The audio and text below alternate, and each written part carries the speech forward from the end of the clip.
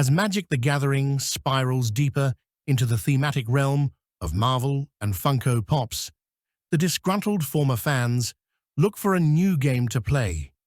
In 2019, they could find that in Flesh and Blood. This game is a bit like Commander Magic the Gathering in that you have a deck centered around a particular character, but this is a bit different. With each card able to function both as a resource and as an attack, the issue of mana screw is not present.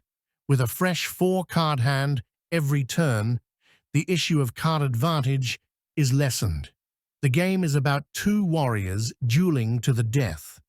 There are familiar aspects, like starting with 20 life in the blitz mode, but it is distinct enough of a game to feel fresh and new.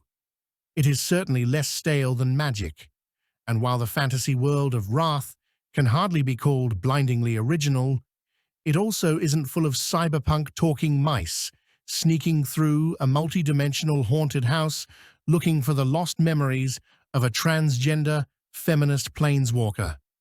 Or at least, it wasn't until the last couple of years when they began to add steampunk and cyberpunk shit to the game. Even adding a new hero, a steampunk inventor in the likeness of one of the most soy-infused Magic the Gathering YouTubers, the game quickly lost all coherency of flavor. Before it was generic fantasy, with a few ninjas and samurai thrown in for the degenerate weeaboo fuckstains who unfortunately it is illegal to drown en masse. Now it is tainted with stupid-looking cyberpunk motorcycle machine gun neon sign bullshit. Why? Why must this happen? Why must a good thing be ruined? It is quite sad when you think about it. Right as Magic the Gathering is going to shit, with the cyberpunk of Kamigawa Neon Dynasty, this game, the safe haven from the garishness and gayness of Magic, has to also add cyberpunk garbage no one asked for. Really? Must we really mix all genres? What is even the justification here? The lore of Flesh and Blood was never something to really brag about, but it was serviceable. Perhaps not as good as the early Magic lore, the stories of the Brothers' War and early Phyrexians, but still decent enough.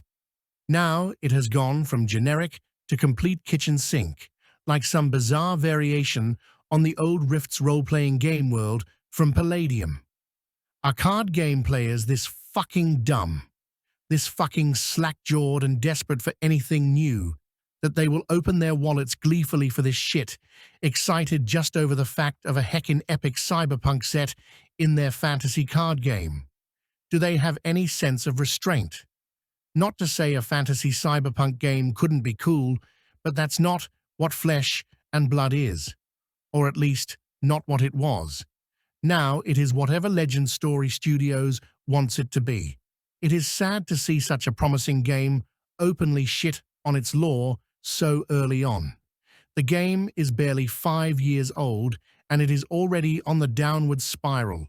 They have just banned a huge number of cards, akin to a Magic the Gathering banning in the present day, when in the past, barely any cards were banned, relatively speaking to now, as the design team of Magic thrashes desperately in their incompetence as they have to ban so many things just to keep their game from completely collapsing. Flesh and Blood is headed down the same road, trying new mechanics, trying new genres, as they failed to make interesting new heroes. Except they were making interesting new heroes in the pure medieval fantasy genre. There was no need for this steampunk garbage, but unfortunately, it was a harbinger of what was to come. Flesh and Blood has a healthy community for now, which will likely keep the game going for many years, but it will never be a suitable replacement for Magic, and it looks like the excellent game design that made Flesh and Blood so much better than Magic in many ways is being squandered on greedy designs and bold experimentation that is not tempered with the cool water of rationality and restraint. It is sad to see, but it is perhaps inevitable. Perhaps that is what is necessary to get a game to be purchased by the modern hordes of slack-jawed dopamine-addled fucks who still play collectible card games. I mean, is it perhaps time to move on from this hobby altogether?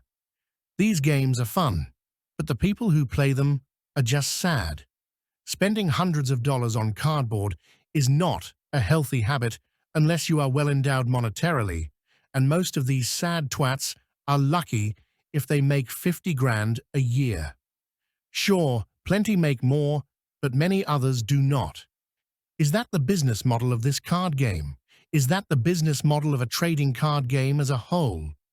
Flesh and Blood seemed to be different at first, but it is turning out to be just as much a pay-to-win game as Magic was. Spending $500 on cardboard is not appealing to most sensible folks, but it must have some appeal to the freaks who do it, and there are a lot of them. So perhaps Flesh and Blood is onto something after all.